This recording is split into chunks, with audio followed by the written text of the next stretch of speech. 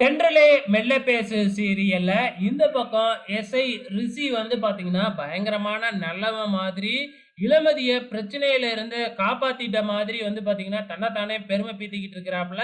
அது மட்டும் இல்ல, பரமனை பத்தி ரொம்பவுமே தப்பு தப்பா பேசுறாங்க.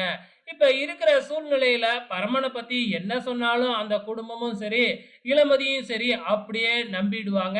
அந்த மாதிரி தான் இருக்கு. கடைசியில ரிஷி வந்து பாத்தீங்கன்னா வீட்ட விட்டு கிளம்பி போறாப்புல. இந்த பக்கம் நம்ம பரமன் எப்படியாச்சும் இளமதிக்கு குடுத்த வாக்க காப்பாத்தணும் அப்படிங்கிற இதுல, அந்த போதையிலயும் எப்படியோ தள்ளி தடுமாறி வந்து பாத்தீங்கன்னா, அங்க வந்துடுறாப்புல. இளமதி கிட்ட வந்து, "எங்க அவங்களலாம் கூப்பிடு, நான் உண்மைய சொல்லிட்டு போறேன்." அப்படிங்கும்போது, இளமதிக்கு பயங்கரமா கோவம் வந்து, "இங்க இப்ப எதுக்கு வந்த?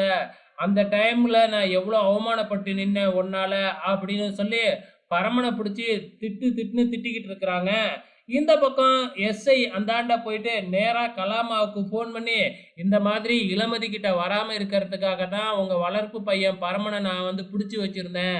இப்ப விட்டுட்டேன். என் மேல கோவம் எதுவும் இல்லல்லம்மா." அப்படின்னு ஏதோ நல்லவன் மாதிரி அந்த பக்கம் கலாமா கிட்டயும் வந்து ஃபோன் பண்ணி சொல்லிட்டு, அப்படியே நடிப்ப கன்டின்யூ பண்ணிக்கிட்டு இருக்கிறாப்புல. இந்த பக்கம் மறுபடியும் ரிஷிக்கு ஃபோன் பண்ணி, "இந்த மாதிரி பரம மறுபடியும் வந்து இளமதி வீட்டுக்கு போயிட்டான்." அப்படின்னு யாரோ தகவல் சொல்லிடுறாங்க. இவன் இந்த இப்படியே விடக்கூடாது அப்படின்னு மறுபடியும் ரிஷி கிளம்பி இந்த பக்கம் இளமதி வீட்டுக்கே வந்துகிட்டு இருக்கிறாப்புல. அதுக்குள்ள இங்க பரமனுக்கும் இளமதிக்கும் பயங்கரமான வாக்குவாதம் போய்கிட்டு இருக்கு. இப்ப ரிஷியும் வந்துடுறாப்புல.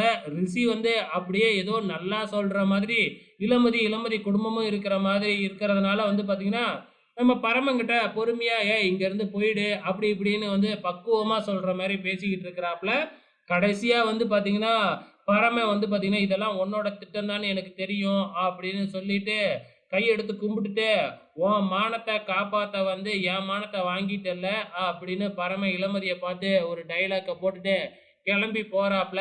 போகும்பொழுது பின்னாடியே ரிஷி வந்து, "இதுக்கப்புறம் பாரு என்னென்னலாம் பண்ண போறேன்." அப்படின்னு, "இதெல்லாம் பண்ணுனதே நான் தான்." அப்படின்னு பரமன்கிட்டயே சொல்றாப்புல நம்ம ரிஷி. இந்த பக்கம் வந்து பாத்தீங்கன்னா, நம்ம இளமதி வந்து என்ன சொல்றாங்க அப்படின்னா, "நான் இந்த கல்யாணம்லாம் பண்ணிக்க முடியாது." அப்படின்னு சொல்லிக்கிட்டு இருக்கிறாங்க. ஸோ வெயிட் பண்ணி பார்க்கலாம். அப்கமிங்ல என்னலாம் நடக்க போகுதுன்னு.